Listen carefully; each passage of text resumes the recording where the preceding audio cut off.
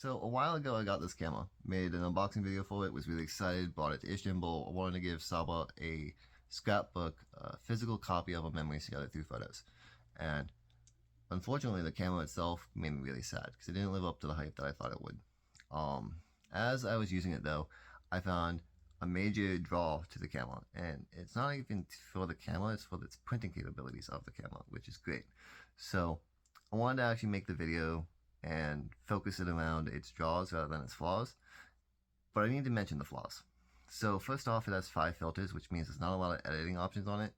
Second of all, your phone's going to take a better quality photo, but with the same resolution. So you're better off with your phone when it comes to taking photos.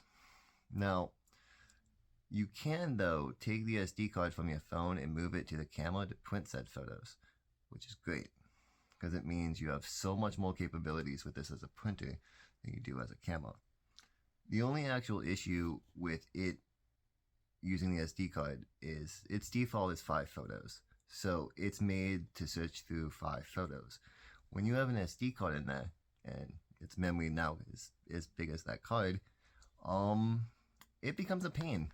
So this camera has 2 buttons, a left and right one, as you can see, that you have to press repeatedly to get to a certain photo, which means when you take 64 photos and have 64 photos on that card, you need to press that 64 times to get to the 64th photo. Yeah, that's annoying. So we're going to use this photo as an example because it meets the exact sizing requirements to print off on the camera. You're going to have to be careful about that when taking photos on your phone, because if they don't meet the same requirements as the camera, it's not going to print and will actually mess up the camera a little bit. So this photo right here is vertical. It's not going to want to print this. So we have to first rotate it before putting it on the camera. So rotate it clockwise.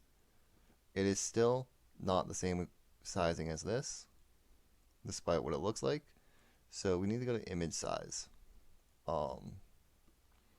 When doing this, you want to switch it to pixels. As you can see, it's a bit big. Now, the pixels that's needed is 2,348 for the width, 2,348. And then this needs to be 1,762 for the height, 1,762. This will print perfectly on the camera. If it's not this actual sizing, what will end up happening is parts of it will not register on the camera, and if it's too big, it will freeze the camera. When saving these photos though, you'll want to save these to baseline, not progressive. Progressive will also mess up the SD card a little bit. So just be wary about that. Other than that, it's pretty simple to print. You just gotta make sure it meets the sizing requirements. First of all, you press this button right here with the 3 lines. Then you go to Gallery, select the SD card. Now, it's gonna bring up the gallery of photos you have, and then you find the photo you want to print. We're gonna print the one with the coffee mugs because I actually really like that photo. And then you hit OK.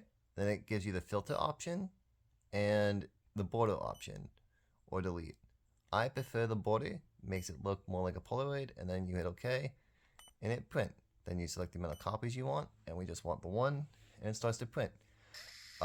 Printing is actually what drains its battery life most, and I believe it uses a Type B charger, which most things nowadays typically use a Type C.